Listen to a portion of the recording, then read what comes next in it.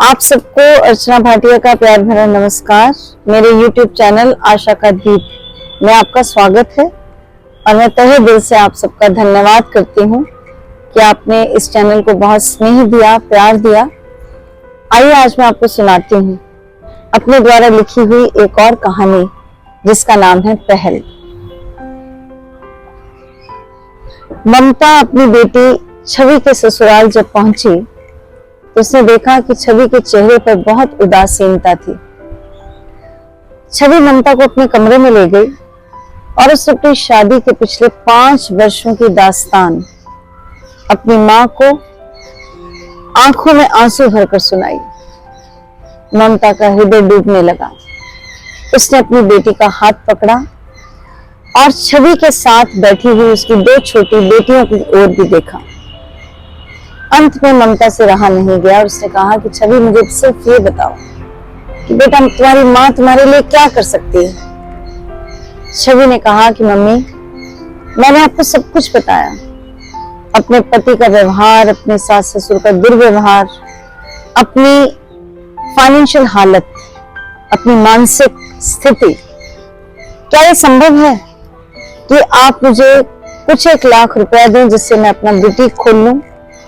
क्योंकि आपने मुझे ड्रेस डिजाइनिंग का कोर्स कराया है, मुझे लगता है कि ये सही समय है कि मैं अपने पैरों पर खड़ी हो जाऊं।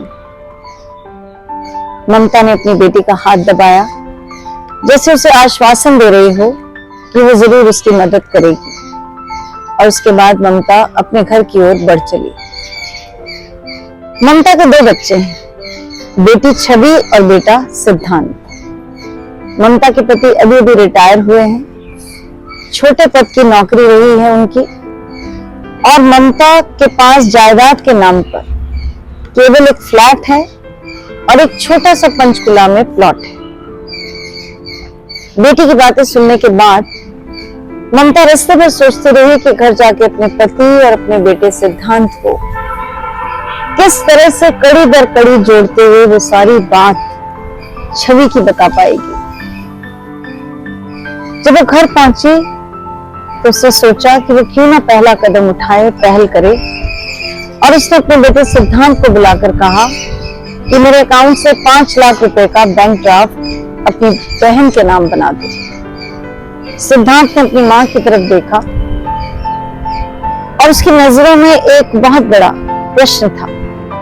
सिद्धांत ने पूछा कि मम्मी, आप क्यों छवि को 5 लाख रुपए देना चाहती हैं? उसकी बात सुनकर ममता ने बहुत बात को छोटा करते हुए छवि की स्थिति बताई और कहा कि वो उसकी मदद करना चाहती हैं। सिद्धांत का रवैया थोड़ा सा नकारात्मक था क्योंकि उसने बाद में 3-4 दिन तक बैंक ड्राफ्ट नहीं बनवाया।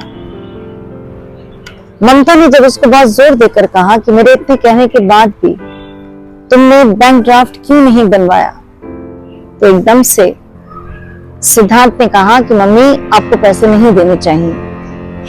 उसकी बात सुनते ही ममता बिफर गई क्योंकि मां के लिए औलाद हमेशा बराबर होती है। ममता ने सीधा सपाट एक बहुत कड़े शब्दों में उससे प्रश्न पूछा कि सिद्धांत, क्या ये जायदाद तुम्हारी है? क्या ये पैसा तुम्हारा है? क्या इस बैंक अकाउंट में पड़े हुए पैसे में तुम्हारा कोई योगदान है? क्या तुमने कमाया है? अगर तो तुमने कमाया है तो मैं तुम्हें ये अधिकार देती हूँ कि तुम इस पैसे को कैसे इस्तेमाल होगा मुझे बताओ। लेकिन ये पैसा तो मैंने और मेरे पति की जी तोड़ मेहनत की कमाई है, हमारी सेविंग्स है। और आज हमारी बेटी जब इस दुविधा में है, संकट में है, तो हमारा फर्ज बनता है कि हम उसकी मदद करें। बहुत जोर देने के बाद सिद्धांत ने हामी भरी और सिद्धांत की ओर देखते हुए ममता सोचने लगी कि हम बच्चों के नाम तो रख देते हैं सिद्धांत, पर क्या वाकई मेरा बेटा सिद्धांतवादी है, संस्कारी है? क्या उसे समझ है कि जीवन किस प्रकार से सिद्धांतों से जिया जा सकता है? अब कुछ दिन बाद राखी का त्योहार था, जब छवि अपनी मां के घर आई और छवि ने अपनी मम्मी से कहा, अपने भाई के रवैये को देखते हुए, कि मम्मी, अगर सिद्धांत को आपके द्वारा मेरी मदद किया जाना पसंद नहीं है, तो प्लीज आप रहने दें, मैं कुछ और सोचूंगी। ममता ने कहा, नहीं ऐसी कोई बात नहीं है, चलो तुम अपने भाई को राखी बांधो।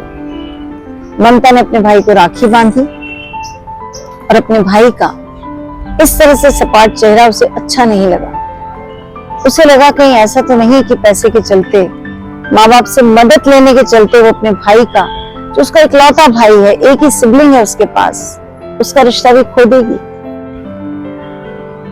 तपाक से ममता ने बैंक ड्राफ्ट निकाला और अपनी बेटी को दे दिया और कहा कि तुम्हारी माँ का तुम्हारे पे आशीर्वाद है, इससे अब तुम अपने जीवन का पहला और ठोस कदम रखो, खुद प्रगति करो और मैं तुम्हें एक बहुत सफल व्यवसायी के तौर पर देखना चाहती हूँ।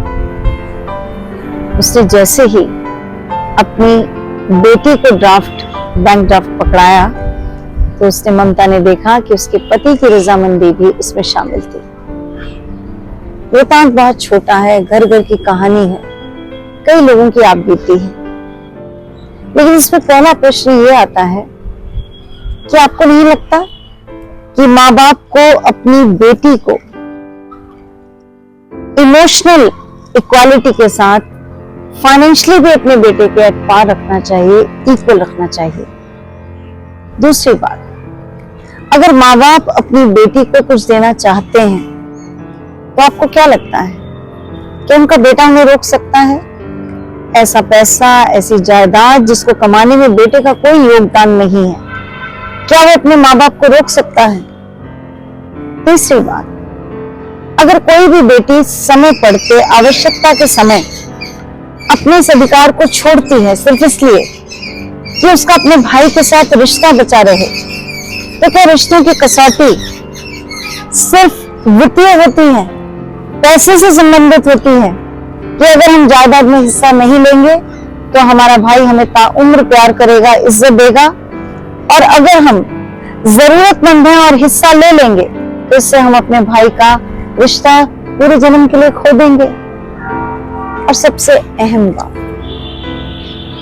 क्या आजकल के समय में माँ बाप को नहीं चाहिए कि वो अपनी बेटी को शादी के बंधन में बांधने से पहले उसको आर्थिक रूप से स्वतंत्रता प्रदान करने में उसकी मदद करें, उसको रास्ता दिखाएं और उसको इकोनॉमिकली इंडिपेंडेंट करें।